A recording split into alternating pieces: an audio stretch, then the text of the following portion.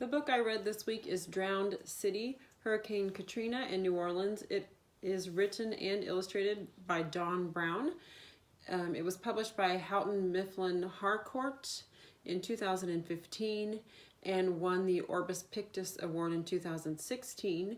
It is nonfiction or an informational book with 95 pages, and I think it's appropriate for upper elementary school, maybe 6th grade and up. Even through high school.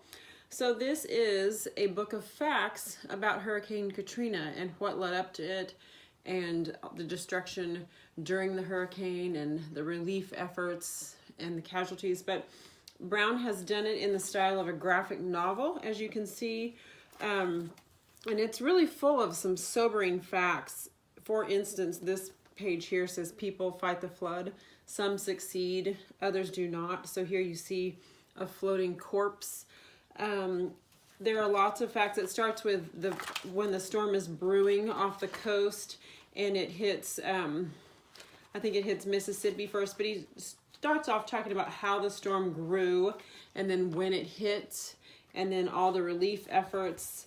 Here he's mentioning the fact that hospitals were out of electricity, their generators were down, and many sick people that could have lived perished after the hurricane. So it's full of facts, dates, statistics, a lot of things as far as how emergency responders responded or did not respond. So it has some criticism in it about how the government responded.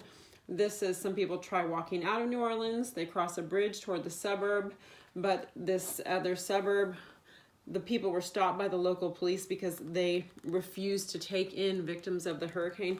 So it's got a lot of disturbing facts in it.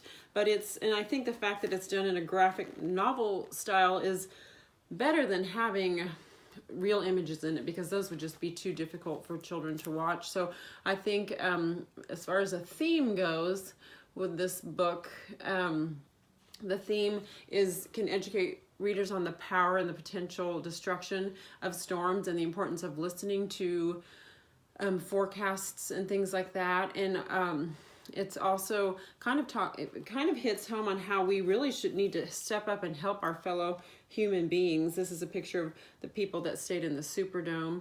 I think it's a great book for kids because it talks about a historical event, a very destructive hurricane that occurred, and it mentions how the United States government and different organizations such as FEMA and Red Cross helped or did not help, and just it also touches on the nature of people. A lot of people had to step up and use their own boats to rescue other people that were stuck on their roofs. So a strategy that I think would be interesting would be to fill out a graphic organizer in the form of a timeline documenting what events took place when, like which date the storm started, when it hit Mississippi, when it kind of hit outside of New Orleans, and then they could also fill out interesting facts they found along the way. There's a lot of facts that I'm sure people had no idea about.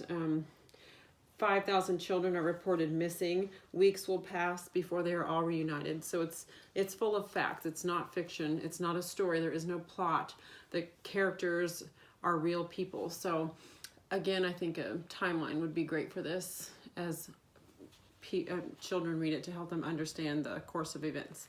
And that is Drowned City, Hurricane Katrina in New Orleans.